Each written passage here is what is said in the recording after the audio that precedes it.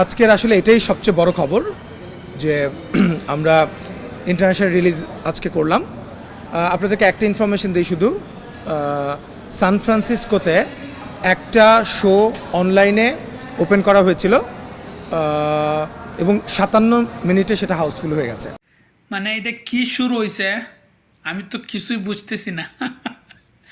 শাকিব খানের বাংলাদেশের কোনো মুভি মানে বাইরের কোনো রাষ্ট্রে 57 মিনিটের টিকিট সোল্ড আউট। 57 মিনিটে মানে 1 ঘন্টাও লাগে নাই, পুরা একটা শো টিকিট সোল্ড আউট হয়ে গেছে ইন্টারনেটে। বাস এমনি কত মানুষ গিয়ে ফিরে আসতেছে কাউন্টারে।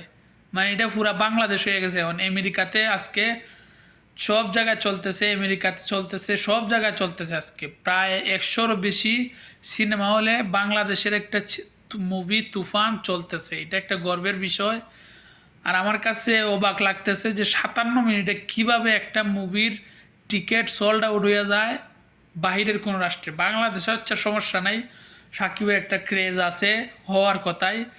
বাংলাদেশের বাহিরে আমেরিকার মতো জায়গাতে 57 মিনিটে তুফানের টিকিট সোল্ড আউট। ও মাই গড, আমার কাছে অবিশ্বাস্য লাগতেছে। আমার কাছে শুনে খুবই ভালো লাগতেছে যে বাংলা কোনো মুভি এত ভালো ইনকাম করতেছে, বাংলা কোনো মুভির এত ক্রেজ হয়েছে বাইরের দেশেও। তো এটা শুনে আমার কাছে ভালো লাগছে, তাই একটি ছোট্ট ভিডিও বানিয়ে নিয়ে আসলাম। তো বন্ধুরা, আপনারা যারা যারা এই ভিডিওটি দেখলেন আপনাদের কাছে কেমন লাগছে আপনারা কমেন্ট বক্সে বলবেন। এবং যারা যারা আমার চ্যানেলটিকে সাবস্ক্রাইব করেন নাই, প্লিজ আপনারা সবাই আমার এই চ্যানেলটিকে সাবস্ক্রাইব করে বন্ধু হয়ে পাশে থাকবেন। আজকে এ পর্যন্তই, ভালো থাকবেন, সুস্থ থাকবেন।